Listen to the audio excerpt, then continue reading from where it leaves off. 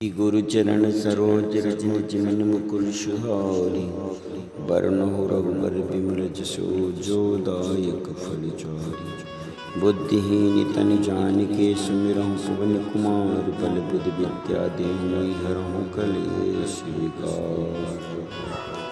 इस पृथ्वी के जिन्हें कहा जाता है इस पृथ्वी के राजा हैं भगवान हनुमान जी महाराज। हनुमान जी महाराज के चरण कमलों का ध्यान करते हुए मैं आप सभी के सामने कुछ नहीं जानता, इन छोटी सी प्रभु की दिव्य कथाओं का वर्णन करने जा रहा हूँ।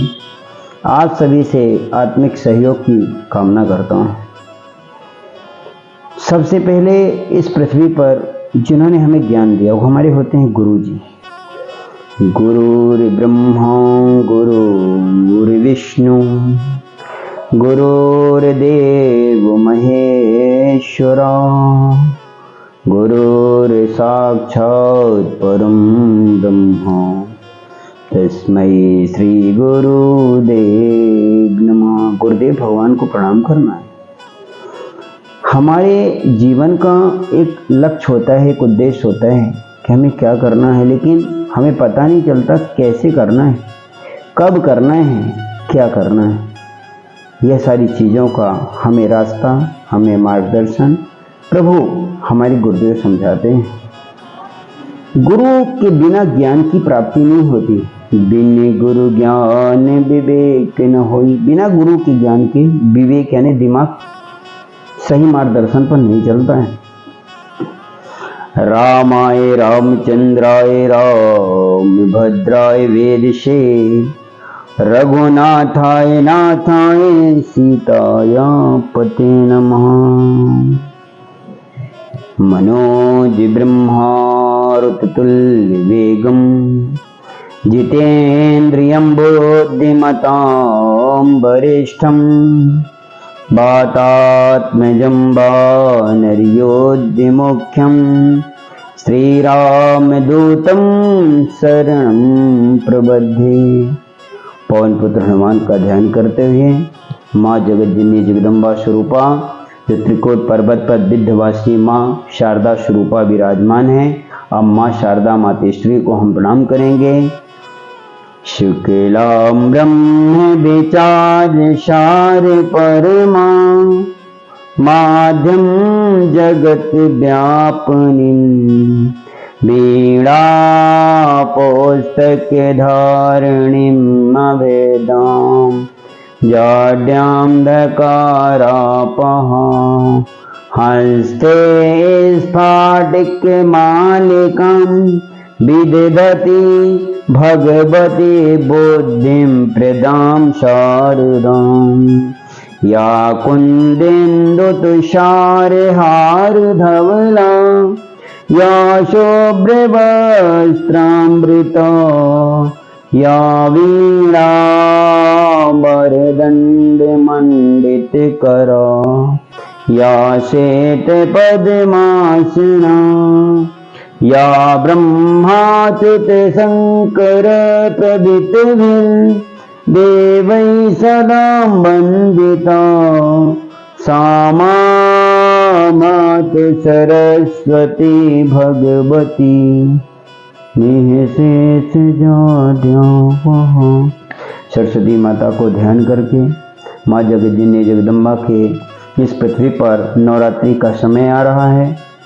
नवरात्रि में 9 देवियों की पूजा की जाती है।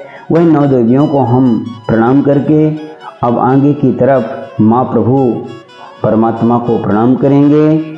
इसलिए आप सभी से बहुत विनम्र निवेदन है कि नवरात्रि में माँ जगतजननी जगदम्बा को प्रणाम करना चाहिए। माँ जगतजननी जगदम्बा के इस पृथ्वी पर 9 रूप हैं, यह सब आप जानते हैं। श्री माँ जगतजननी दुर्गा स्वरूपा माँ विंध्यवासिनी को हम प्रणाम करते हुए माँ के सुंदर चरित्र चित्रणों का ध्यान करते हुए उनके रूपों का नाम लेंगे। प्रथम शैलपुत्री चा द्वितीयो ब्रह्मचारिणी तृतीय चंद्रघंटे तु कुष्मांडेति चतुर्थकम् पंचम स्कंधे मातेति ख्रिष्टम कातेनीति च सप्तम काल रात्रि च महागौरी च अष्टमम नवम सिद्धात्री च। नवमी में सिद्धधात्री माता आती हैं दुर्गे स्वरूपा। ये सिद्धधात्री मातेश्री नवमे रूप में आती है। 9 देवियों के नाम हैं। मंगलम भगवान विष्णु मंगलम गरुणध्वजम मंगलम पुंडरीकाक्षाय मंगलाय तनोहरि तदेवैलज्ञानं सुदिनं तदेव ताराबलं चंद्रबलं तदेव विद्याबलं देवबलं तदेव लक्ष्मीपते ते युग्रम ऐश्वर्यामि। माँ विंध्यवासी को प्रणाम करने के बाद गजानन भगवान लंबोदर को प्रणाम करेंगे। एकदंताय विद्महे वक्रतुंडाय धीमहि तन्नो दन्ति प्रचोदयात्। लोग प्रभु का नाम लेते हैं, मन से हृदय से नाम लेते हैं, लेकिन जब कष्ट होता है तब भगवान की याद आती है। जब तक इंसान के जीवन में सुख रहता है, समृद्धि रहती है और खुशियां रहती हैं, तब तक इंसान मनुष्य प्रभु का नाम लेना भूल जाते हैं। अगर प्रभु का नाम लिए होते आप सभी लोग, श्री राम जय राम जय जय राम, हम प्रभु श्री राम के सुंदर नाम का स्मरण करते हुए अब प्रभु के सुंदर स्वरूप आपने इस धरती पर सुना। लोग कहते हैं कि कृष्ण कन्हैया ने इतने सारे विवाह किए, तो उन्होंने विवाह नहीं, उन्होंने अपनी गोपियों का, राजाओं की पुत्रियों का रक्षा किया था, जिसके कारण उनके जीवन में सुख समृद्धि आई और गोपियां आज भी खुशहाल हैं। इसलिए भगवान के दिव्य स्वरूप का स्मरण करें, भगवान के सुंदर चरित्र का चित्रण करें। एक बार की यह सुंदर कथा है। आप जानते हैं सबसे पहले भगवान कृष्ण कन्हैया जी के हम रुक्मिणी विवाह की सुंदर कथाओं का आप सभी के सामने रसपान कराएंगे। आप सभी लोग मन से हृदय से श्री कृष्ण कन्हैया के रुक्मिणी विवाह का सुंदर कथा को श्रवण कर अपने जीवन में खुशियाँ प्राप्त करें। जैसे आज भी कृष्ण और रुक्मिणी एक पवित्र रिश्ते में हैं। जो यह कथा सुनेगा और संपूर्ण कथा सुनेगा, उसके जीवन में जो भी द्वेष ईर्ष्या भाव है वह पति पत्नी के बीच में खुशियां बनी रहेंगी। जिस प्रकार जब तक रहे गंग जमुल जलधारा तब तक रहे सौभाग्य तुम्हारा। जब तक गंगा जमुना में धारा रहती है तब तक दोनों का सौभाग्य अमर रहता है, जोड़ी अमर रहती है। क्योंकि हम इधर उधर तो भटकते हैं, लेकिन हम प्रभु का नाम लेना भूल जाते हैं। भगवान हमारे हृदय में हमेशा विराजमान रहते हैं, फिर भी आखिर हमारे जीवन में ऐसा क्यों कि हम भगवान का ही नाम लेना भूल जाते हैं। हमें चाहिए कि जीवन में प्रभु को कभी नहीं भूलें। जिस प्रकार बच्चे बड़े हो जाते हैं तो माता पिता को कभी नहीं भूलते, उसी प्रकार हमें भी अपने जीवन में कभी नहीं भूलना चाहिए।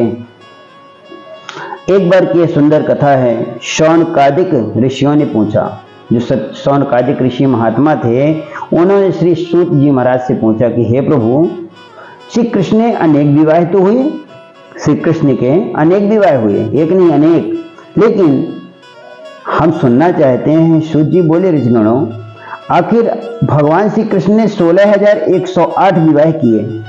सबसे पहले विवाह उन्होंने कमलवासिनी अवतार में रुक्मिणी से किया था। आप जान लीजिए, विवाह तो हुए, राधा ही कृष्ण है और कृष्ण ही राधा है, ये आपने सुना होगा, लेकिन विवाह तो हुआ। इस सबसे पहला विवाह कृष्ण कन्हैया ने किससे किया?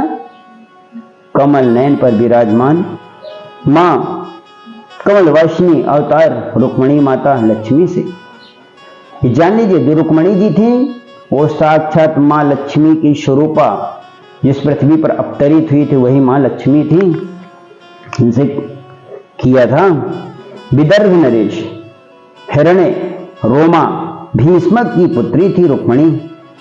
यह 5 भाइयों में रुक्मणी रुक्मण्य, रुक्मण्यबाहु और रुक्मेण और रुक्माली से कनिष्ठ थी। अल्पावस्था से ही देवर्षि नारद ने इसकी हस्तरेखा ललाट देखकर, हस्तरेखा हाथों की जो रेखाएं होती हैं हस्तरेखा और ललाट यानी मस्तक को देखकर भविष्यवाणी की थी कि इस कन्या का विवाह भगवान द्वारिकाधीश से होगा। द्वारिकाधीश कौन है आप जानते हैं? श्री कृष्ण कन्हैया जी। कृष्ण कन्हैया जी का जन्म हुआ मथुरा में। बाल अवस्था में उनके जीवन में बहुत कठिनाइयां थी, तो उनके पिताजी देवकी वसुदेव के पुत्र थे। तो वसुदेव जी ने अपने पुत्र को बारिश के मौसम को देखते हुए भी नदी को, यमुना नदी को पार कराकर और मथुरा से गोकुल में छोड़ आए थे। गोकुल में नंद बाबा के यहाँ उनका प्रतिपाल चलता रहा। धीरे धीरे वह बड़े हुए। बड़े होने के बाद वहाँ पर उन्होंने अपनी शिक्षा दीक्षा ग्रहण की। इसके बाद वहाँ से उन्होंने आगे बढ़ना शुरू किया और जीवन में उन्होंने बहुत से पापियों का नाश किया, बहुत से पापियों का संहार किया और इस धरती पर जो भी पाप था उसे धर्म की स्थापना की। जब श्री बचपन में ही नारद मुनि ने यह भविष्यवाणी कर दी थी कि यह जो रुक्मणी है इनका विवाह भगवान द्वारिकाधीश श्री कृष्ण से होगा। श्री कृष्ण की विभिन्न अद्भुत लीलाएं उन्होंने बसाई थी। उसके सौंदर्य माधुर्य का अनुभव वर्णन श्री नारद जी ने किया था। रुक्मणी का मन बाल अवस्था से ही कृष्ण में अनुरक्त हो गया। यानी उन्होंने मन से यह मान लिया कि अगर भविष्यवाणी नारद मुनि ने की है तो मेरा विवाह जरूर कृष्ण कन्हैया जी से होगा। तो उन्होंने मन से ही ठान लिया था कि अब तो मेरे स्वामी परमात्मा प्रिय श्री कृष्ण कन्हैया जी होंगे। इस अद्भुत स्वरूप को मन में अगर आप बसाएं तो आपके जीवन में भी खुशियां आए। सुंदर स्वरूप, घुंघराले बाल, सुंदर मुकुट विराजमान और मोर मुकुट धारण किए हुए, हाथ में बांसुरी लिए हुए, हर भक्त के कल्याण, जिनके रूप को सौंदर्य को देखकर लोग मोहित हो जाएं। ऐसे मेरे कान्हा जी के सुंदर स्वरूप को, कृष्ण कन्हैया लाल के सुंदर स्वरूप को स्मरण कर प्रणाम करना चाहिए। बोले कृष्ण कन्हैया लाल की जय, राधा मैया की जय। अब जब उन्होंने मन में ठान लिया तो भीष्मक बड़े ही प्रतापी धर्माद्र राजा थे। भीष्मक जो थे, भीष्मक की पुत्री का नाम था रुक्मणी। तो भीष्मक बहुत ही धर्मज्ञ राजा थे। रुक्मणी जब विवाह योग हुई तो मां चिंतन करने लगी कि उसकी संयोग शीतलता के कारण पूछने पर कुछ बताती नहीं, किंतु दिन प्रतिदिन घुल रही है, चल रही है। उसका विवाह शीघ्र ही होना आवश्यक हो गया था। उसके विवाह से जीवन में उनके घर परिवार पे खुशियां भी होनी थी कि उसका विवाह अब करना होगा। तो महाराज भीष्मक हिरण्य रोमा ने अपने पत्नी को शीघ्र स्वयंवर करने का आश्वासन दिया। कुल पुरोहित सत्यानंद जी को बुलाया गया। उन्होंने बताया कि रुक्मणी पाणी ग्रहण श्री कृष्ण के साथ होगा। उन्होंने बता भी दिया कि रुक्मणी का विवाह श्री कृष्ण कन्हैया से होगा। अब जो है क्या किया जाए, अतः अन्न का अन्वेषण करना व्यर्थ है। महाराज भीष्मक तो प्रसन्न हुए, वो खुश हो गए कि मेरी पुत्री का विवाह भगवान द्वारिकाधीश श्री कृष्ण से होगा। प्रसन्न हो गए उन्होंने। किंतु ज्येष्ठ पुत्र रुक्मी क्रोध से लाल हो गया। क्या है यह कृष्ण के पास? कहाँ का राजा है? वह नंद गोप का पुत्र ग्वाले के साथ अपनी बहन का विवाह कभी नहीं होने दूंगा। मेरी बहन का विवाह तो महाराज धीराज जरासंध के मान्य पुत्र शिशुपाल के साथ होगा। जरासंध के पुत्र का नाम क्या था? शिशुपाल। तो मैं अपनी बहन का विवाह महाराज जरासंध के पुत्र शिशुपाल के साथ करूंगा। अब यह मन में ठान लिया। अब क्या किया जाए? तो बृहद्र पुत्र जरासंध चेती नरेश दमघोष सुनीध का चचेरा भाई था। जरासंध के पुत्र न होने के कारण दमघोष ने अपना पुत्र उसको दे दिया था कि यही तुम्हारा पुत्र है। कालांतर में जरासंध के भी पुत्र हो गया, जिसका नाम सहदेव था। शिशुपाल पर भी पुत्रवत अनेक रखते हुए जरासंध ने उसे अपना सेनापति बना लिया। जरासंध की रुचि रुक्मणी का विवाह शिशुपाल से कराने में थी। उसने यह प्रस्ताव ब्राह्मण के द्वारा महाराज भीष्मक के पास भेजा। ब्राह्मण ने महाराज भीष्मक के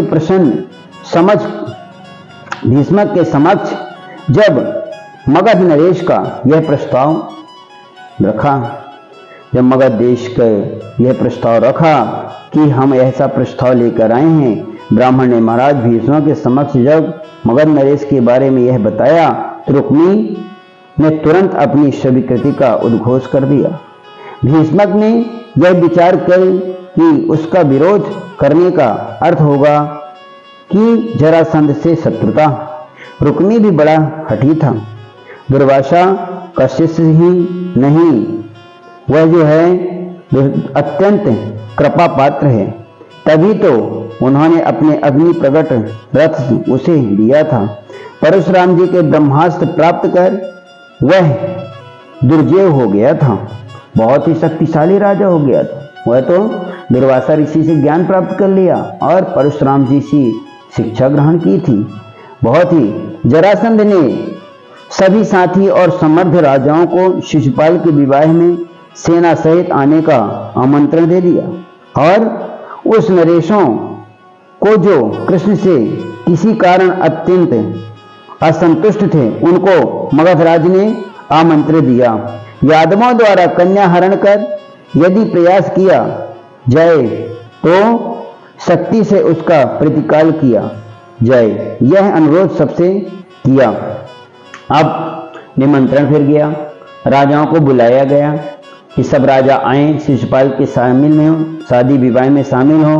बारात जब विदर्भ पहुंची तो उसने दंतवक्र पुत्र सुभद्र, पौंड्रक पुत्र सहदेव, एकलव्य पुत्र कलिंग नरेश, पांडव नरेश और कौसंबी पुत्र शाल, भगवत, ऐसे गणित विजयी राजाओं को, शक्तिशाली राजाओं को निमंत्रण देकर बुलाया। बारात जब बारात पहुंची तो विदर्भ नरेश ने उसका भव्य स्वागत किया। जरासंध को, शिशुपाल को बहुत बड़ा स्वागत हुआ। जरासंध ने देह रचना से चारों ओर उन आगत्य नरेशों को ठहराया। कहीं कृष्ण हरण करके भागना चाहे तो कुंडिल पुत्र में प्रवेश ही न कर सके, ऐसी व्यवस्था की गई थी। अब कि कहीं से भी कृष्ण इसको हरण करके न ले जा पाए, यह बहुत बड़ी व्यवस्था थी। महाराज भीष्मक जब उनके चारों कनिष्ठ पुत्र थे चारों तरफ, और कृष्ण से ही रुक्मिणी का ब्याह कराना चाहते थे, किंतु रुक्मिणी की हट के कारण पुत्री के विवाह में व्यवधान हो रहा था। विरोध नहीं किया, स्वयंवर की तैयारी हो गई, महल में मंगलगान प्रारंभ हो गए। रुक्मिणी शिशुपाल का ही वरण करने के लिए रुक्मिणी को वैध करने लगा। रुक्मिणी बड़ी दुखी मन से, उसने तो श्री कृष्ण का वर्ण किया था, किंतु उन्हें तो आमंत्रित भी नहीं किया गया था। रुक्मिणी कृष्ण अपर्ण हो चुकी थी, अन्य कोई पुरुष उनका स्पर्श कैसे करेगा। अत्यंत दुखी होकर उसने कुल पुरोहित से ही द्वारिका जाकर उसका पत्र द्वारिकाधीश को देने का अनुरोध किया। दयालु ब्राह्मण, बहुत ही दयालु होते हैं ब्राह्मण, दयालु ब्राह्मण सहज तैयार हो गए। ब्राह्मण ने कृष्ण और एक गोकुल की शादी, एक गोकुल नरेश, एक यादव की शादी कराने के लिए, श्री कृष्ण की शादी कराने के लिए उसने राजा की पुत्री रुक्मिणी का निमंत्रण पत्र लेकर के कृष्ण के पास पहुंच गए। जान की परवाह नहीं की। उन्होंने कहा अगर इस पुत्री का भला होता है तो मेरी जान भी चली जाए, कोई बात नहीं। फिर भी लोग आज के समय में दिव्य ब्राह्मणों को गलत वाणी बोलते हैं, सोचते नहीं कि उन्होंने कभी राजपाट की लालसा नहीं की। उन्होंने क्षत्रिय कुल नरेश सूर्यवंशी राजा भगवान राम को राजा का अभिषेक किया था। ये एक एक से ज्ञानी परशुराम जी जैसे महान राजा थे, उन्होंने कभी राजपाट की लालसा नहीं की। आज के समय में भी आप देखते हैं कि कभी भी उन्होंने यह नहीं कहा कि हमें राज्य अभिषेक राज्यपाट चाहिए। कभी किसी प्रकार का उनके मन में ये दोष नहीं था। कृष्ण अवतार में चाहते एक से महान राजाएं थे, महान राजा यानी ब्राह्मण राजा, ज्ञानी तपस्वी, जिनके अंदर ज्ञान शक्ति समृद्ध थी। फिर भी वह अपने राजाओं के जीवन में खुशहाली के लिए उन्होंने विशेष कार्य किए। जान की परवाह न करते हुए भी उन्होंने यादवाओं को उनके राजा बना दिया। अब देखिए फिर भी लोग क्या कहते हैं आपको पता है? जो शांत होता है लोग उसी को सताते हैं, जो कुछ बोलता है उसे कोई नहीं सताता। हम सुन लेंगे तो चार आकर कहेंगे। मान लो किसी के दादाजी इस लोक से परलोक को सिधार गए, एक पड़ोसी या कहीं का जानकार आया, बोला तुम्हारे दादाजी ने तो मेरे से 500 रुपए लिए थे, उन्होंने वापस नहीं किया और चले गए। और इस बात को आप सुनकर शांत हो जाएंगे, तब कुछ समय बाद दूसरा भी आएगा, तुम्हारे दादाजी ने तो मेरे से 1000 रुपए लिए थे, उन्होंने मेरे पैसे नहीं दिए। सोचो, अब हम सह रहे हैं, सुन रहे हैं और शांत हैं। हो सकता है हो तीसरा फिर आएगा, चौथा फिर आएगा। ऐसे जब तक आप शांत रहते हैं ना, तब तक लोग आपके ऊपर ही दोष लगाते रहते। वेद पुराण की बड़ी बड़ी कथाएं आप सुनेंगे, कहीं पर भी ब्राह्मण किसी को नहीं लूटे। लुट गए, लुटे नहीं। लोगों ने ब्राह्मण का भेष जा जाकर रख करके लोगों को लूटा और ब्राह्मण को बदनाम किया, लेकिन ब्राह्मणों ने आज तक किसी को नहीं लूटा है। हर एक कथा में ब्राह्मण निर्दोष, भिखारी, गरीब था और आज भी गरीब है। अगर किसी के चेहरे में, किसी के सूची में, किसी डॉक्यूमेंट्स में लिख गया ना जर्नल यानी सामान्य वर्ण के पंडित, तो लोग उसे उंगली कर करके गटुवाणी करते हैं। तो आप जानते हैं, जब हम बीमार पड़ते हैं, जब हम स्कूल जाते हैं, तो हम क्या देखते हैं? जो सबसे अच्छा हमारा कोचिंग पढ़ाने वाला टीचर होना, हम अपने बच्चे को उसी से कोचिंग पढ़ाएंगे, यही ना सोचते हैं। अगर हम कमजोर टीचर जिससे एक भी नहीं बनता, बड़े बड़े पोस्टर बैनर लगा दिए कि मेरा इतना बड़ा कोचिंग सेंटर है, झूठी फोटो तस्वीरें लगा ली, कितना बड़ा कोचिंग सेंटर मेरा। ज्ञान की पूजा होती है, अज्ञानता की नहीं। तो हम उनके कहते हैं जो दिखता है वो बिकता है, तो उसको बैनर पोस्टर देखकर हम चले जाते हैं और बाद में पता चला रिजल्ट 0 आता है। सोचिए कैसे हमारे देश में, हमारे भारत देश में, आप जानते हैं अच्छे से कि हमारे भारत देश में ज्ञान, शक्ति और सब धर्मों का मान होता है। लेकिन ये सोचिए विदेश हमसे आगे क्यों होता जा रहा है? आपको पता है? क्योंकि विदेशों में किसी प्रकार का बड़ा छोटा कैटेगरी नहीं, सिर्फ हमारे भारत देश में डॉक्टर भीम अम्बेडकर ने 10 साल के लिए किया और आज 70 साल तक यही हो रहा है। अगर बिल्कुल निर्देश भिखारी गरीब हो, भूखों मर रहा हो, लेकिन अगर ब्राह्मण है तो उसको सबसे बड़ा आदमी माना जाता है। और अगर ST SC के लोग हैं, बहुत बड़े करोड़पति अरबपति मैं आपको दिखा दूंगा हैं, फिर भी उनको गरीब निर्दोष दबा हुआ माना जाता है। वो बुलेट से जाते हैं और गवर्नमेंट जो कोटा देती है लेकर आते हैं, बुलेट से जाते, फिर भी लोग उनका विरोध नहीं करते। क्यों?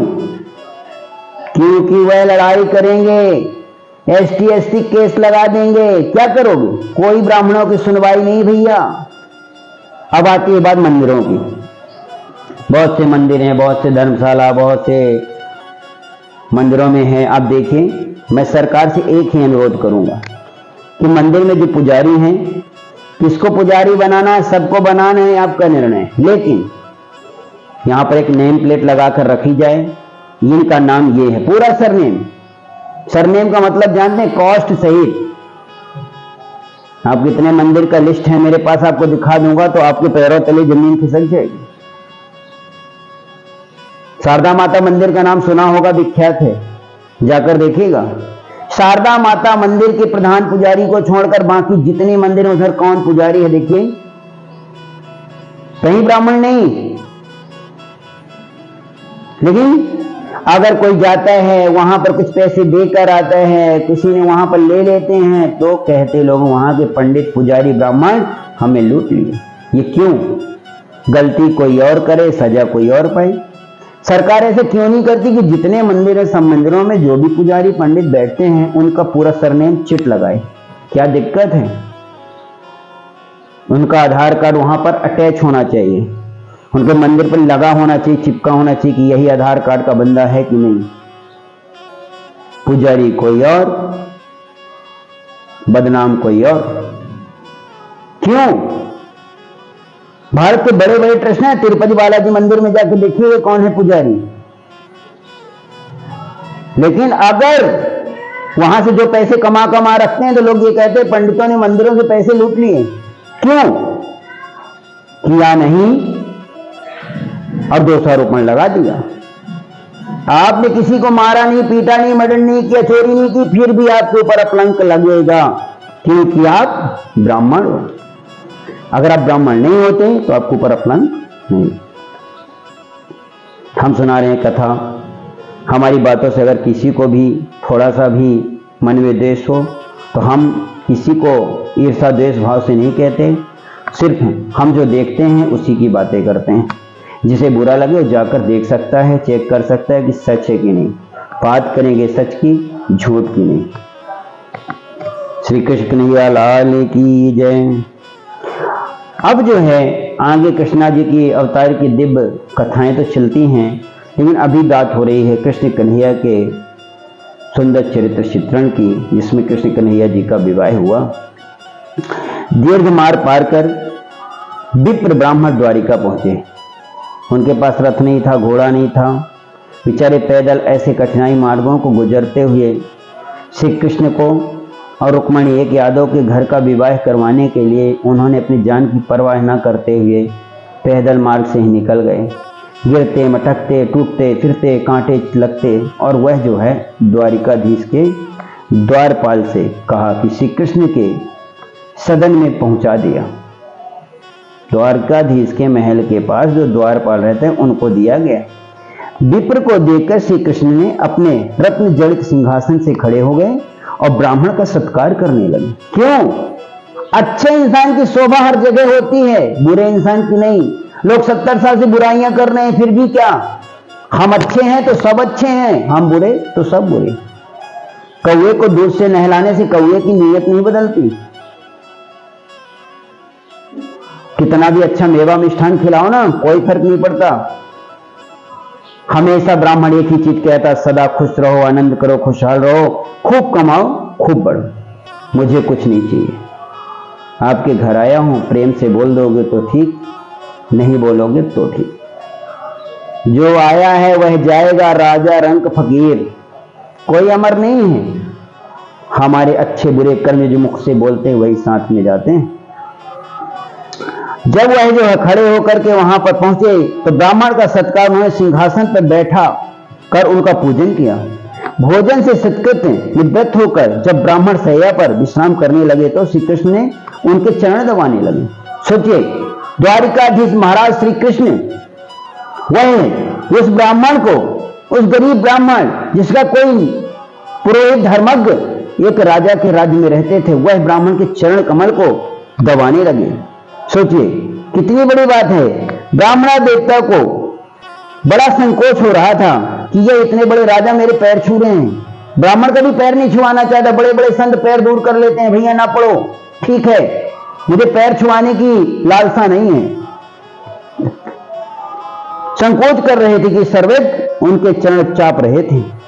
संकोच की स्थिति को देख श्री कृष्ण भगवान बोले, ब्राह्मणोत्त, जो ब्राह्मण अपनी स्थिति में है, जो उसके सुदृश्य है, अहंकार रहित है, शांत प्राकृतिक है, उसको प्रणाम करने पर चरण कमल, चरण स्पर्श करने में मुझे बहुत ही आनंद मिलता है। ना तो वह लालची है, ना तो वह क्रोधी है, ना तो वह लालसा कर रहा है। आपके महाराज भीष्मक सकुशल तो हैं, किसी विपत्ति में पड़कर तो आपको यहां नहीं भेजा है। आप निसंकोच बताएं कि आपकी क्या सेवा कर सकता हूं? मैं आपकी क्या सेवा कर सकता हूं? महाराज ने क्यों मेरे यहां भेजा है? आप तो सर्वज्ञ हैं, सर्व सामर्थ्यवान हैं। ब्राह्मण ने कहा, मैं तो विदर्भराज विहिता रुक्मणी का संदेश वाहक बनकर आपकी सेवा में आया हूं। यह मैं उनका गोपनीय पत्र लेकर आया हूं। यह मैं उनका गोपनीय पत्र लेकर आया हूं। रुक्मण्या स्वयमिकान्ते लिखित्वा दंत पत्रिकाम् मुद्रामुनिश्चं कृष्णाय प्रेम चिंतां दर्शयतम्। रुक्मणी आपको प्रेम बहुत करती हैं, बहुत उनके हृदय में सदा आपको ही वह स्मरण करती हैं प्रभु, तो उन्होंने मुझे यहां पर भेजा है। पत्र रुक्मणी ने स्वयं लिखकर उसे बंद कर उस पर अपनी छाया लगाकर गोपनीय व्यंग से भेजा था और ब्राह्मण को भी यह निर्देश दिया था कि यह पत्र श्री कृष्ण को ही देना है और कोई नहीं, कोई न देख पाए, किसी को मत देना। श्री कृष्ण कन्हैया लाल की जय, उन्हीं को देना है और किसी को नहीं देना। पत्र देखकर भगवान ने विप्रदेव को खोलकर पढ़ने का आदेश दिया। ब्राह्मण बोले, प्रभु यह पत्र गोपनीय है, इसे आप स्वयं ही पढ़ें। भगवान ने प्रसन्न होकर पुनः विप्रदेव से कहा कि आप ही से पढ़। ब्राह्मण देव ने पढ़ा। क्या पढ़ते हैं ब्राह्मण देव? सुनिए, कितनी दिव्य कथाएं। श्रुत्वा गुणान भुवान सुंदन श्रुत्वा मते निर्वेक्ष्य कर्ण विवेश्यम हरन्तोंगम तापसो रूपम दृशामसिदाम खिलातिलाभम तयश्च्युतां विसति वित्तप्रियं ते।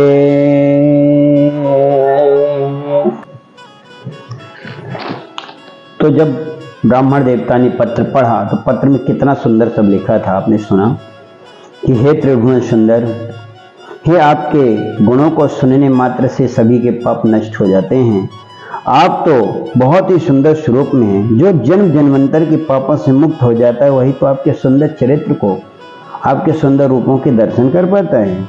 आपके सुंदर सौंदर्य की छवि निहार कर जीव को धर्म अर्थ काम मोक्ष सब कुछ प्राप्त हो जाता है और उसके जीवन में खुशहाली मिलती है। अच्युत, हे अच्युतम केशवम कृष्ण माधवम, हे माधव कृष्ण, आपका गुणगान सुन मैं लज्जा शर्म सबसे निवृत्त हो गई और मैं आपको समर्पित हो गई हूँ। मैंने मन से आपको सब कुछ मान लिया है, आपके अलावा मैंने किसी को भी कुछ भी नहीं माना है।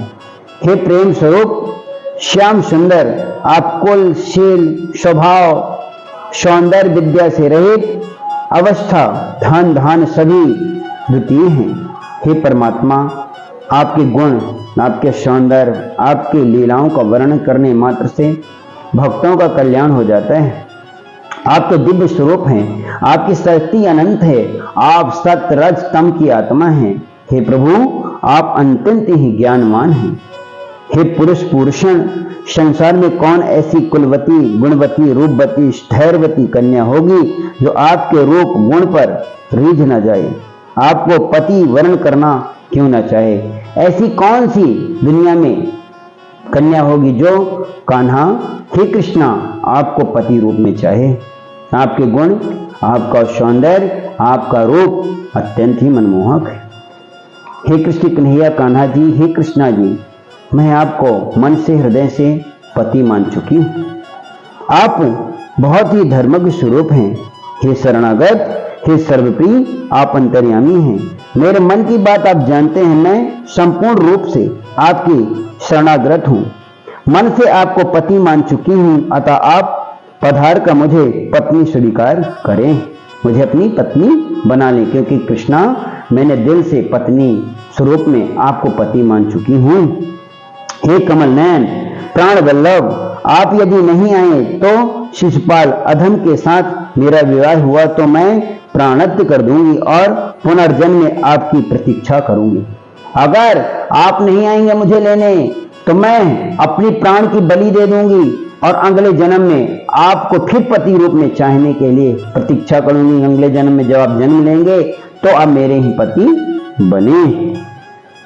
इसलिए मैं आपसे प्रार्थना करती हूँ, हे मुकुंद, आपका मुकुंद नाम तभी सार्थक होगा जब आप मेरी मुक्ति करा देंगे। इसके लिए आप मेरे विवाह के लिए एक दिन पूर्व आकर के जरासंध शिशुपाल शाल्व की सेना को ध्वस्त कर बलपूर्वक मुझे हरण करके ले जाएं। हे अंतर्यामी, अगर आप यह विचार करें कि अंतपुरः से बिना भाई बंधुओं का वध किए मेरा हरण संभव नहीं है तो, और आप इसका वध न करना चाहें तो, हे वीर शिरोमणि, हमारी कुल परंपराओं के अनुसार मैं नगर के बाहर गिरजा देवी के मंदिर में पूजा करने आऊंगी, वहां से आप मेरा हरण कर लें।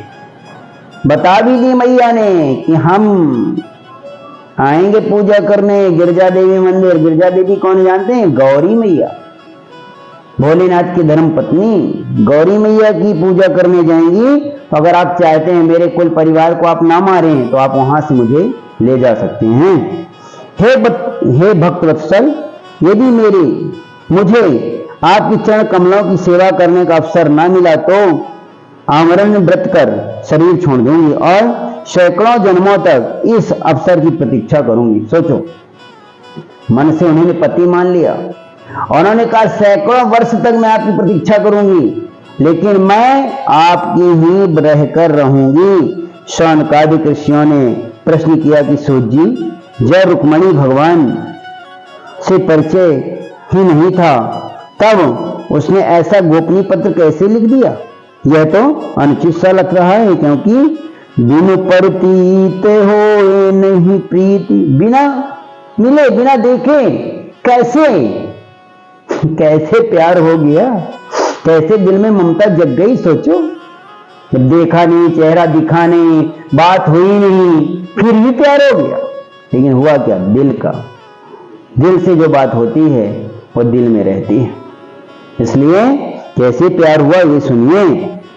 सूत जी ने समाधान किया कि परिचय तो था किंतु सत्कार नहीं हुआ था। प्रेम के लिए सत्कार जरूरी नहीं, ज्ञान आवश्यक है।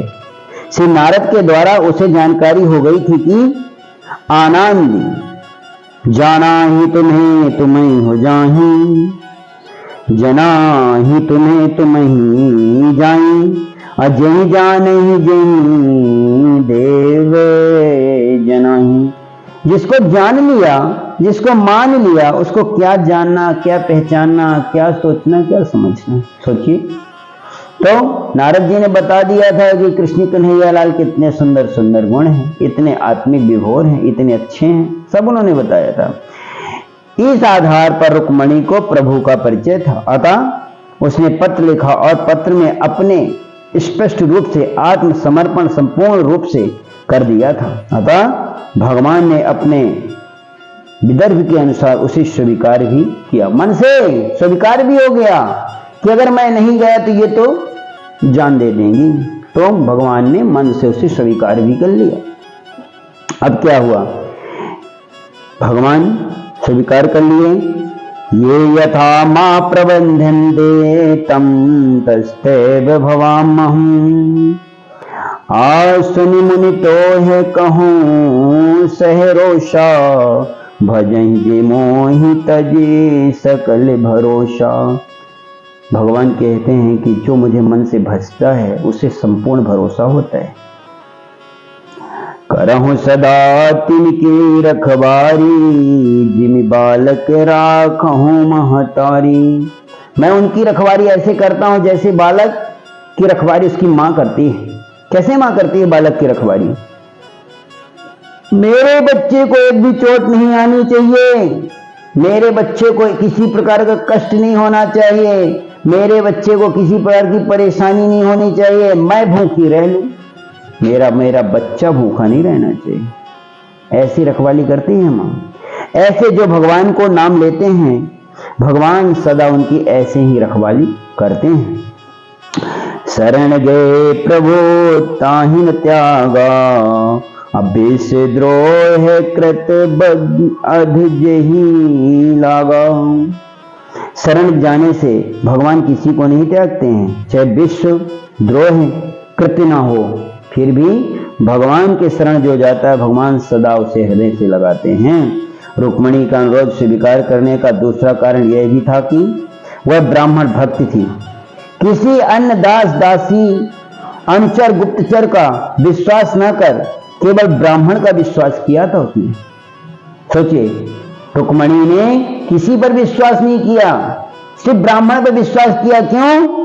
क्योंकि दास दासी कहीं गुप्त बात अंदर पहुंचाना, लेकिन ब्राह्मण बहुत सच्चे होते हैं, बहुत दयालु होते हैं, कभी किसी की यहां से वहां चुगली नहीं करते। लोग लड़ाई करते हैं, गलत बात भी बोल देते हैं, उन्हें घर से धिक्कार भी देते हैं, फिर भी ब्राह्मण कभी किसी को श्राप नहीं देते, क्योंकि ब्राह्मण बहुत दयालु होते हैं, बहुत कृपालु होते हैं। ब्राह्मण हर भक्त के कष्ट को दूर करने होते हैं। ब्राह्मण के सामने कोई कितनी भी गलती कर दे फिर भी ब्राह्मण उसे क्षमादान दे देते हैं। यह है ब्राह्मण ब्रह्म तत्व। इसलिए रुक्मिणी ने किसी पर भी विश्वास न करके सिर्फ ब्राह्मण पर विश्वास किया, और जो ब्राह्मण ने स्नेह करता था भगवान उसे प्रसन्न होते हैं। जो ब्राह्मण से प्रेम करता है भगवान उससे प्रसन्न हो जाते हैं। लोग सोचते हैं मैं ब्राह्मणों को धिक्कार कर दिया, खूब सारे काम करवा लिया, पैसे नहीं दिए, उनका दिया हुआ धन भी वापस ले लिया, किसी कथा पूजा में अड़ोसी पड़ोसी जो ले आकर चढ़ोतरी की है, जो सीधा दे उसको अपने घर पे रखकर खा लिया। अरे भैया राधे राधे, यहां तो किसी की आंख बंद कर दोगे ना, उसके पास एक ही नियम है, सबके लिए संप्रेम नियम है। वह सबको एक भाव देखता है। सोचो, अगर आपने अपनी बच्ची का विवाह किया, बच्ची के विवाह के समय आपके अड़ोसी पड़ोसी जान पहचान रिश्तेदारों ने दहेज का सामान दिया, कुछ अपने अपने तरफ, उसमें से आधा आपने रख लिया। अगर शादी नहीं करते तो नहीं आता कैसे? जब शादी की तब तो आया, कथा सुनी तब तो सीधा आया, कथा सुनी तब तो प्रसाद बटा, फिर रखने का मतलब क्या है? सोचो, सगुण उपासक परहित निरत नीत दृढ़ नेम, ते नर प्राण समान मोहि जिनके दुज पद प्रेम। जो दुज से ईर्षा द्वेष करते हैं वो निरर्थक हैं, प्राण समान हैं, लेकिन जो द्विज यानी ब्राह्मणों से प्रेम करते हैं भगवान उन्हें हृदय से लगाते हैं। प्रणत पाल रघुनायक कृपा सिंधु खराई, अगय शरण प्रभु राखिए सब अपराध विसारी। भगवान के अगर कोई शरण जाता है तो भगवान उसे सभी अपराध को माफ कर देते हैं। क्योंकि तीसरा कारण रुक्मिणी हरण का यह भी था कि शिशुपाल का वध करना था। जय विजय का ही यह तीसरा जन्म था। दंतवक्र और शिशुपाल की परम प्रिय वस्तु का अपहरण करके उसे उत्तेजित किया, उसको अपराध प्रवर्त को प्रबल किया, उसे घोर विरोध करने के लिए उत्तेजित किया, क्योंकि उनके 100 अपराध भगवान ने क्षमा करने का वचन दे दिया था। अतः वह उत्तेजित हो गया और भगवान का वह अपराध करे तब उसका भी वध हो, इसलिए ही अपहरण किया। रुक्मिणी ने यह भी लिखा कि यद्यपि ऐच्छिक विवाह करना हो और स्वयं उसका प्रस्ताव करना लज्जाजनक आवश्यक है, किंतु अपराध नहीं, अधर्म नहीं, शास्त्रानुसार है। कि शास्त्रों में क्या कहा गया है, सुनिए। अयोग्यम दान्तुम युक्ते पित्रांदो कन्निकाशयम्, योग्यपति प्रमाणितो न च सदोष भाग्निम्। यदि पिता का संरक्षक कन्या का विवाह किसी अयोग्य वर के साथ कर रहे हैं तो कन्या स्वयं किसी योग्य वर का यदि वरण कर ले तो द्वेष भाग्नि नहीं है, यानी कन्या दोषी नहीं होती है। अतः मैंने आपको पत्र लिखकर अनुरोध किया है कि इसे गोपनीय ढंग से भेज रही हूं, कृपया इसे गोपनीय ही रहने दें, किसी से मत कहें, क्योंकि यह गोपनीय पत्र मैंने अपनी दिल की बात आपसे कही है। पत्र समाप्त हुआ तब ब्राह्मण बोले, महाराज, राजपुत्री का यह गुप्त संदेश है, वे आपके प्रति समर्पित हैं। दृढ़ संकल्प हैं, आप कृपया विचार न कर मुझे आदेश दें। कृष्ण मुस्कुराते हुए ब्राह्मण का हाथ पकड़कर बोले, विप्रदेव, मेरा चित्त भी राजकुमारी में आसक्त है, मैं भी उनका चिंतन कर रहा हूँ। यह भी मुझे ज्ञात है कि रुक्मिणी ने द्वेषवश मुझे आमंत्रित नहीं दिया। मैं समस्त राजाओं का दमन कर रुक्मिणी को अवश्य लेकर आऊंगा। लेकिन महाराज, परसों ही तो उसका स्वयंवर है, ब्राह्मण ने स्मरण दिलाया। आप चिंता ना करें। ब्राह्मण को आश्वासन दिया कि कृष्ण ने और सारथी दारुक को बुलाकर आदेश दिया कि प्रातः ही हम प्रस्थान करेंगे। रथ संपूर्ण अस्त्र शस्त्रों से सुसज्जित कर लो। ब्राह्मण मान सुनते रहे। दारुक चला गया। ब्राह्मण विचार करने लगे, गरुण नहीं, सेना नहीं, अन्य कोई साथ नहीं, आखिर कैसे? ब्राह्मण ब्रह्म मुहूर्त में ही तैयार हो गए। द्वारिकाधीश उनसे भी पहले तैयार थे। दोनों रथ में बैठे, रथ चल दिया। वेगवास घोड़े वायु के समान चलने लगे। प्रातः सा कृष्ण जब माता पिता के चरण स्पर्श करने गए तो कृष्ण वहां नहीं मिले। रोज मिलते थे। वहां सहज जिज्ञासा हुई कि आज कृष्ण यहाँ नहीं आए तो कहाँ गए। द्वारपाल से पूछा तो उसने बताया कि प्रातः रथ में बैठकर चले गए और उसके साथ कुंडिन पुत्र के आए ब्राह्मण भी थे। कुंडिन पुत्र बलराम चौके। ब्राह्मण विवाह का आमंत्रण लेकर आया होगा, किंतु कृष्ण अकेले ही चले गए, बताया भी नहीं। वहां जाने का प्रयोजन केवल रुक्मिणी का हरण हो सकता है, तब युद्ध अनिवार्य है। यादवों से द्वेष रखता है। रुक्मिणी और उसके साथी हैं शिशुपाल जरासंध भी वहां जरूर आए होंगे। दुर्जन है कृष्ण, किंतु राजकुमारी को संभालेगा या युद्ध करेगा? भगवान बलराम के अधरों में से शंख लग गया। सेनापति का आह्वान कर दिया। सब उपस्थित हो गए। सेना शीघ्र तैयार करने का आदेश दिया। स्वयं भी रथारूढ़ हो गए और सेना को संबोधित किया कि कृष्ण प्रातः ही कुंडीपुर प्रस्थान कर गए हैं, जहां से संपूर्ण स्वयंवर से लौटना आप सबको भी अपमानजनक लगेगा। इस बार विदर्भ राजकुमारी महारानी होगी वासुदेव की। इसके युद्ध अनिवार्य है। कृष्ण अकेले गए हैं, अतः हमारा विलंब से पहुंचना निरर्थक होगा। आप सब आंखें सौभाग्यवान और चलने की तैयारी करो। आप सबको वहां पर चलना है, सबको पहुंचना है। और वह आशीर्वाद देते हुए ब्राह्मण ने कहा, पुत्री। उन्होंने वहां से प्रस्थान किया और चले। उन्हें तुम्हें स्वीकार कर लिया है। आपके इस उपकार का प्रतिकार तो स्वयं लक्ष्मी भी नहीं दे सकती है। श्रेष्ठ रुक्मिणी ने अपने निज स्वरूप का स्मरण किया और आपको उपकार के प्रति अकिंचन पाया। मैं सदा सदा इन चरणों पर रुक्मिणी पुनः ब्राह्मण के चरणगत को स्पर्श किया। मेरी पुत्री द्वारकाधीश्वरी होगी। इससे बड़ी उपलब्धि और क्या है मेरे लिए। श्री हरि प्रिया की सदा प्रणम्य से महान कोई भगवान होगा। ब्राह्मण मन में विचार करते रहे चले गए। श्री कृष्ण बलराम पधारे और कन्या का विवाह देखने विषम समाचार मिला।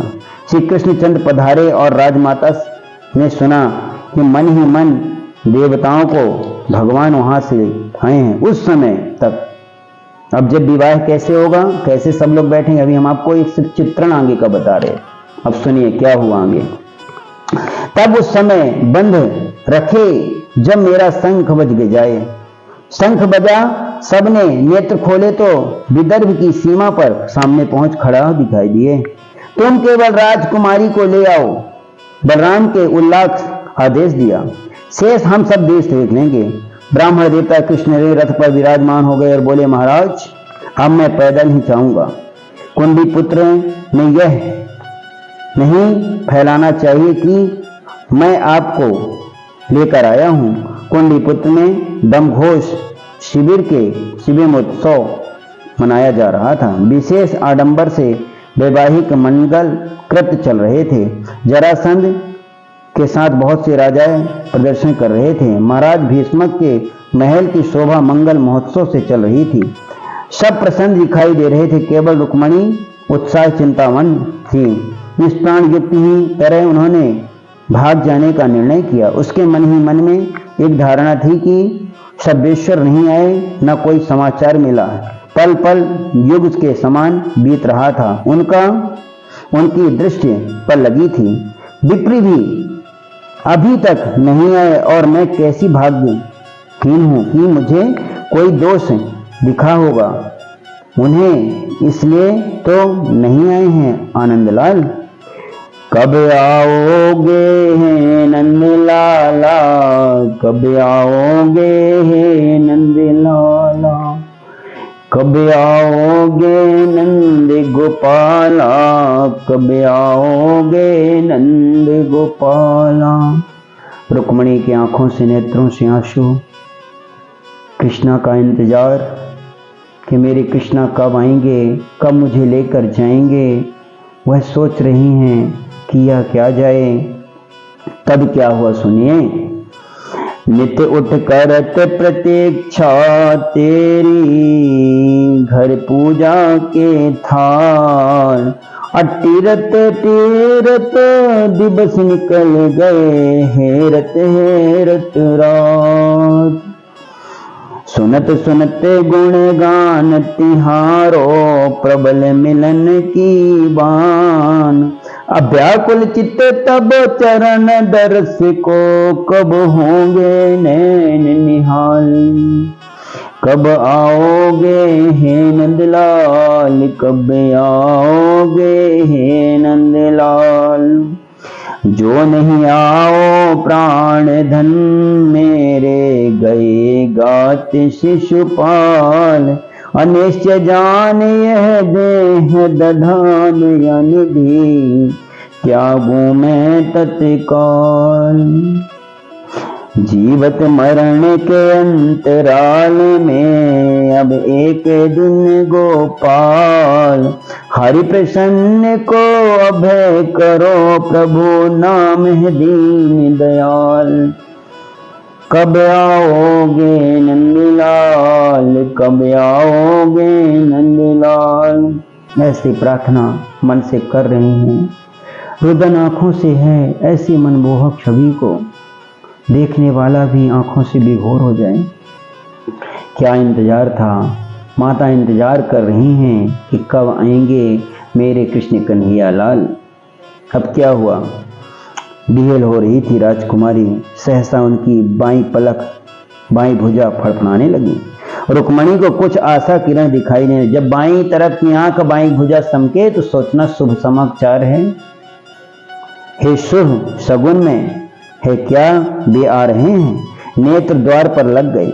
वे आ रहे हैं प्रसन्न मुख। प्राण सुष्टम लौट गए। उसकी मुख भगिना कह रही थी कि वे सकल होकर आ रहे हैं। रुक्मणी दौड़कर विप्र के चरणों में पड़ गई। विप्र के चरण को पकड़ लिया। हे भगवान आशीर्वाद देते हुए ब्राह्मण ने कहा, पुत्री चिंता मत करो, तुम्हें स्वीकार करने कृष्ण कन्हैया जरूर आएंगे। बोले कृष्ण कन्हैया लाल की जय। आपके इस उपकार का प्रतिकार तो स्वयं लक्ष्मी भी नहीं कर सकती हैं। हे ब्राह्मण देवता, रुक्मणी ने अपने निज स्वभाव के लिए निस्वार्थ के लिए मुझे इतना दुख दिया है। रुक्मणी पुनः ब्राह्मण के चरण कमलों को पकड़ लिया और मेरी पुत्री द्वारिकाधीश होगी, द्वारकाधीश्वरी होगी, यानी द्वारिका की महारानी बनेगी। इससे बड़ी उपलब्धि और क्या मेरे लिए होगी। श्रीहरि प्रिया की सदा तुम प्राण प्रिय रहेंगे। श्री कृष्णचंद्र पधारे हैं। राजमाता ने सुना। मन ही मन देवताओं मनौती करने लगे। अगर मैंने कोई पुण्य किया होगा तो अत्यंत ही कृतवान होगा, अत्यंत ही रुक्मणी स्वीकार करेंगी। अगर नर नारी बालक दौड़ पड़े उनके शिविर की ओर, सबको भुवन सुंदर के दर्शनों की अभिलाषा थी। भगवान बलराम उनका स्वागत सत्कार कर रहे थे। नगरियों में से वे शब्द सुनाई दे रहे थे, आप हमारे अतिथि हैं, आदरणीय हैं, आपका सेवा सत्कार हम करेंगे। आपको तो लेना है हमसे, आप लेंगे तभी तो कृतार्थ होंगे। कैसे उदार हैं, कितने विनम्र हैं, कैसे विशाल बलवान हैं यादव वाहिनी, और कितने शक्तिशाली हैं आप। और हे अनुज, निस्सुंदर कैसे आकर्षक मनमोहक हैं। इनके स्वरूप अर्धांगी राजकुमारी ही हैं, कमल तनया सौंदर्य सुकुमारी ही साक्षात प्रतिमा। कैसे अनुभव जोड़ी रहेगी, आगंत ही चर्चा होंगे। श्री कृष्णचंद्र आ गए हैं। जरासंध को समाचार मिला। क्या हुआ, श्री कृष्ण कहाँ से आ गए भाई। अब जरासंध के मन में तो जिज्ञासा होने लगी कि क्या हुआ। नागरिक नगरवासियों ने तो फैला दिया ना कि उनके शिविर के आगंत में लौट रहे हैं ब्राह्मण सुत बंदी। सब शिविर में पलायन कर रहे थे। मगधराज और उनके साथी सावधान हो गए। शीघ्रता में बैठा कि सैनिकों को चेतन कर दिया कि युद्ध के लिए वैवाहिक उत्साह आशंकाओं से छाया में आ गया है। श्री कृष्णचंद्र आ गए हैं। बाराती राजाओं ने सुना तो सन्न रह गए कि अस्वस्थामी हैं, इनसे निश्चय कर लिया। कैसे आ गए, कैसे पहुंच गए यहाँ पर, आखिर बात क्या है। चिंता में रहे, पहुंच कैसे गए कृष्ण यहाँ पर। यादव शिविर में निश्चिंतता थी कि सब विश्राम कर रहे थे। जरासंध सैनिकों सहित रात्रि भर जागता रहा, क्योंकि किसी भी क्षण राजकुमारी की रक्षा के लिए दौड़ना पड़ सकता है। यादव सेनापति भी उत्साहित थे कि उनका सबका एक ही मत था कि विरोधियों की छाया भी मगध ध्वज रथ के समीप तक नहीं पहुंचनी चाहिए। प्रातः काल से ही राजमहल से लेकर गौरी मंदिर तक कुंडिनपुर से अस्त्र शस्त्र सैनिक पथ के दोनों ओर खड़े किए गए। तलवार बल्लभ लिए इधर उधर से चौकन्ने घूम रहे थे। राजभवन में वाद्यों से मधुर ध्वनि आने लगी। आगे वाद्य, पीछे शस्त्र सैनिक, मध्य में भागवती स्त्रियों तथा सेविकाओं से घिरी राजकन्या रत्नाभूषणों से सुशोभित शांत सिर झुकाए संकोच से सिमटी हंस गई कि धीरे धीरे अपने वर्ण मधुर चरण भूमि पर रख रही थी। राजकन्या देवी पूजन के लिए जा रही थी। विभिन्न नरेश अपनी सेना सेवा के साथ साथ पथ के दोनों पार्श्वों में आ रहे थे। कृष्ण बलराम दोनों पहुंच गए। यह जान राजा भीष्मक को अत्यंत प्रसन्नता हुई। उनकी सुंदर अवस्था कर रही थी। चिद्दी नरेश ब्रह्मघोष अपने पुत्र शिशुपाल तथा सेना के साथ पहले ही आ गए थे। नगर की सुंदर सजावट देखने जब कृष्ण गए तो नर नारियों ने उन्हें देख लिया कि रुक्मणी के योग तो यही वर है। रुक्मणी गौरी के मंदिर पहुंची, गौरी की मनोयोग से पूजा की और पूजा करने के बाद जब दंडवत की तो गौरी देवी के कंठ से दिव्य पुष्पमाला आशीर्वाद के स्वरूप में रुक्मणी के मस्तक पर गिर गई।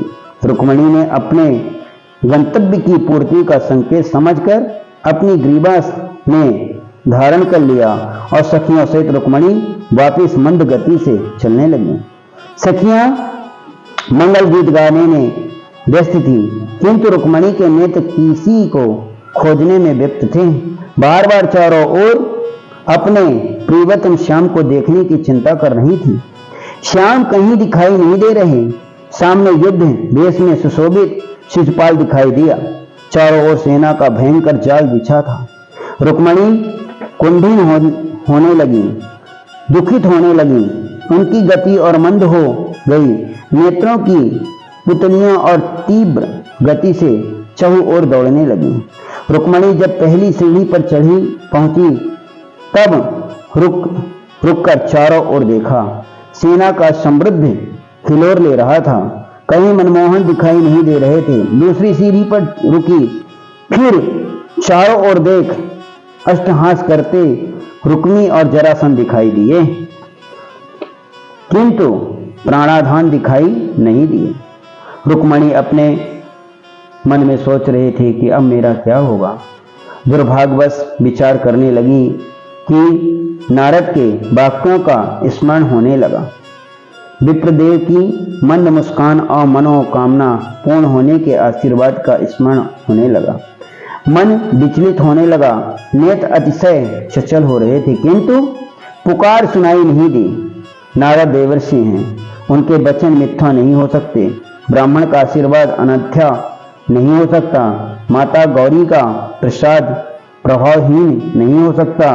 प्राणधाम अवश्य आवेंगे। रुक्मणी को कुछ धैर्य बंधा। रुक्मणी ने मन में सोचा कि यह झूठा नहीं हो सकता है, मेरे कृष्ण कन्हैया जरूर आएंगे। तीसरी ओर अंतिम सीढ़ी पर उतरी, फिर नयन अश्रु चारों ओर दौड़ने लगे। अचानक अश्रु प्रवाह रुक गया, नेत्र कमल दिखने लगे। रुक्मणी को गरुड़ ध्वज फहराता दिखाई दिया। अति शीघ्र एक रथ खड़े बड़े वेग से रुक्मणी के सामने आकर रुका। उसके प्रणधन से आगे बढ़कर उसका पानी ग्रहण किया और रथ में बिठा लिया। रथ फिर अति वेग से चल दिया। वासियों ने देखा कि सैनिकों ने देखा, शिशुपाल पहुंचा, पहचान गया। सखियां चिल्लाने लगी, सैनिक चिल्लाने लगे, शिशुपाल चिल्लाए, रुक्मणी ने आदेश दिया, सैनिकों पकड़ो, जाने ना पाए। शिशुपाल ने आदेश दिया, काट दो, जीवित ना बचने पाए। जरासंध बोला, घेर लो, भागने ना पाए। लेकिन त्रिभुवन मोहन का रथ त्रिभुवन सुंदरी को लिए वायु के वेग से आगे बढ़ गया। परम वीर कृष्ण सधे हुए अश्वों की लगाम पैर के पंजों तले लगाई।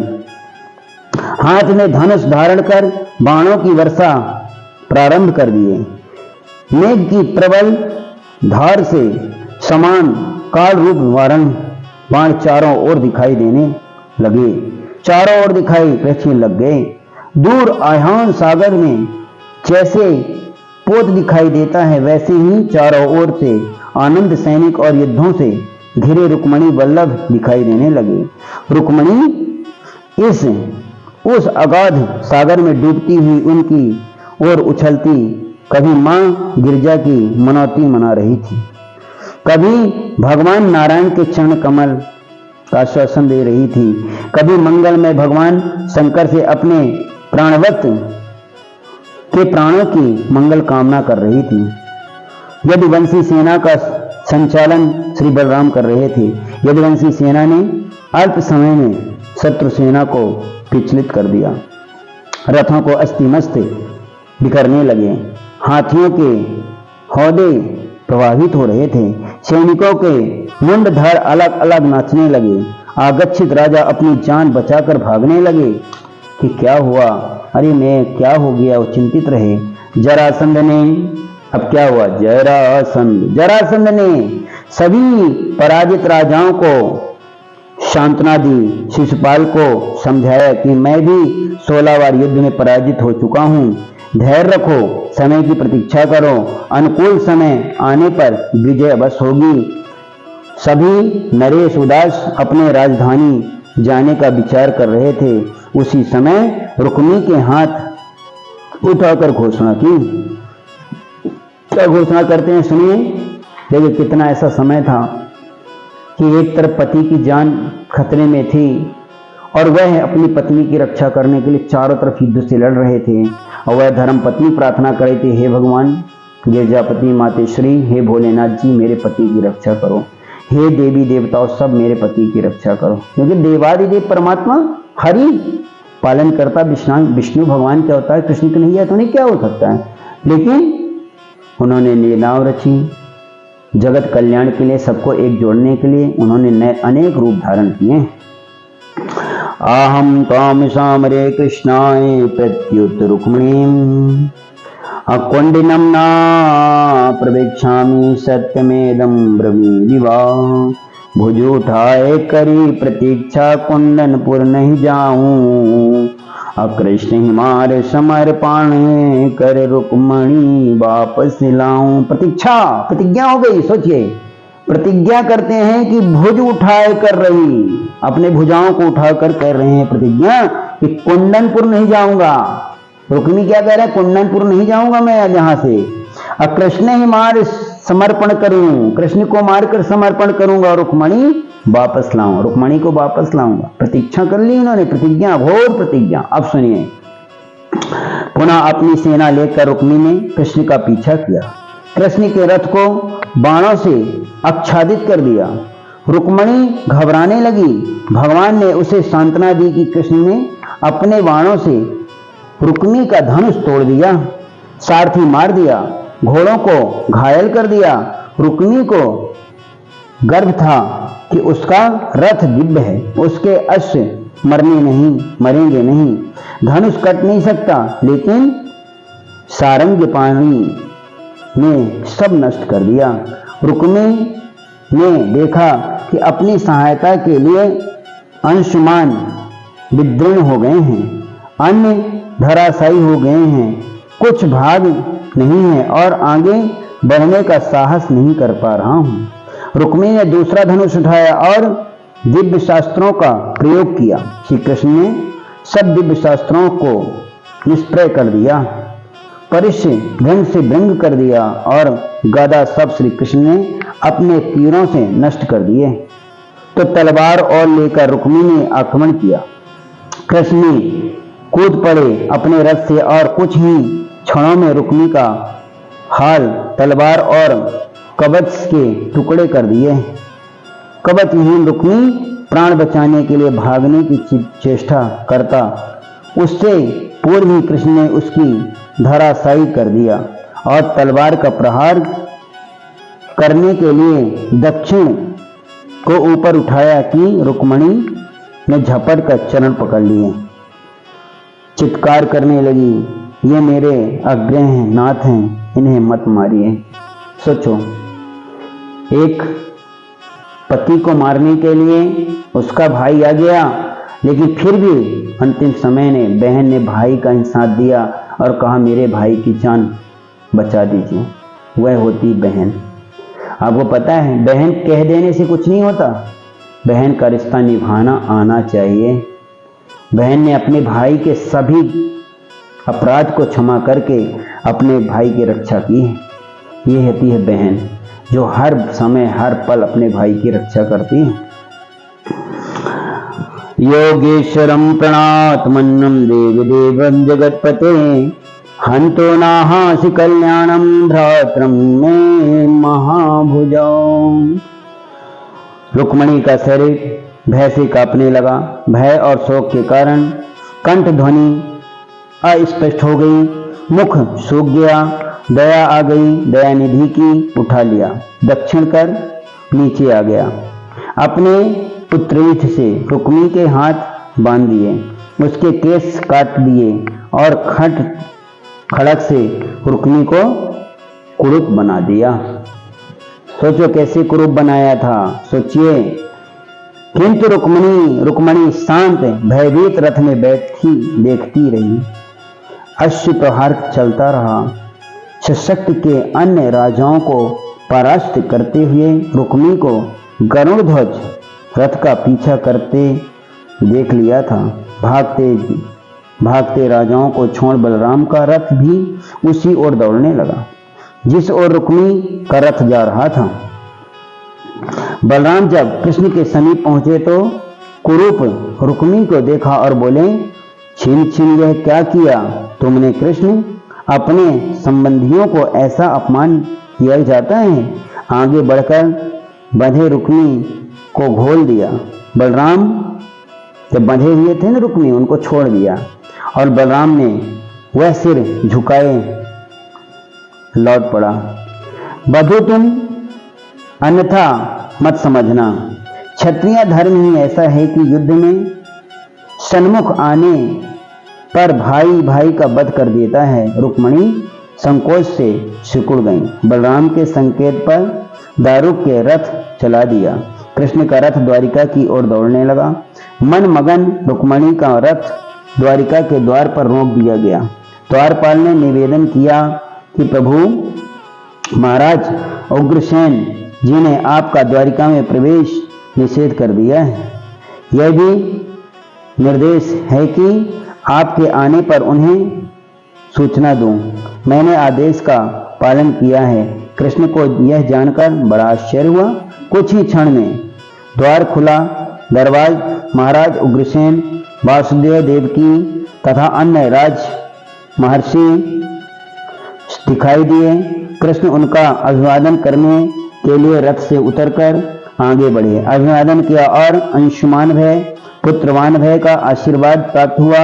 महाराज उग्रसेन ने कृष्ण को यह पूछने का अवसर दिया कि मेरे लिए द्वारिका प्रवेश निषेध किया अपराध की प्रणम्य क्या है। उग्रसेन जी ने कहा, यह तुम शास्त्रानुसार रुक्मणी को प्रणम्य सूत्र से आबद्ध करने को तैयारी हो तो द्वारिका में प्रवेश कर सकते हैं। इस प्रकार बलात् अपहरण करना कुल मर्यादा के प्रतिकूल है। कृष्ण विश्व मोहिनी मुस्कान बिखेरने लगे। रुक्मणी चिंतित हो गईं। विचार करने लगी कि प्रभु को प्राप्त करने में कितनी कठिनाइयां आती हैं। युद्ध की विशिष्टता, सहोदर का वध, तुल्य अपमान और अब यह प्रवेश की व्याधि लग गई। द्वारिकानाथ के द्वार पर भी यदि कष्टों की निवृत्ति नहीं हुई तो संसार में कहाँ हो सकती है। कृष्ण बोले, महाराज कन्या पक्ष में कुंडी पुत्र और शायद वे उनके लिए तैयार ही ना हो। इसके लिए तुम क्यों चिंतित हो रहे हो। यह सब मेरा दायित्व है। तुम अपनी सहमति को कृष्ण से कहते हैं। मुझे तो कोई आपत्ति नहीं महाराज। रुक्मणी से पूछ लिया जाए। रुक्मणी लज्जा से गड़ गई। निज पद नयन दिए मन चिंते बेहद बेचैन, अपरम दुखी भई श्रमण कर उग्रसेन के बैन। महाराज उग्रसेन रथ की ओर बढ़े। कृष्ण के इशारे पर रुक्मणी जी ने उतरकर महाराज का अभिवादन किया। महाराज के सौभाग्य बलि भय का आशीर्वाद दे दिया। महाराज ने रुक्मणी को अनेक राजमहर्षियों ने घेर लिया और मंगल गीत गाने लगे। रुक्मणी को आनंद ले गई। विधिवत विवाह संपन्न हुआ। बोले रुक्मणी रमण भगवान की जय। अब जो रुक्मणी जी का विवाह हो गया और रुक्मणी के विवाह के बाद आगे इष्टमंत मणि का अगला विवाह कृष्ण जी का हम कल आपको सुनाएंगे कि कृष्ण कन्हैया जी का दूसरा विवाह कैसे हुआ था। बोले कृष्ण कन्हैया लाल की।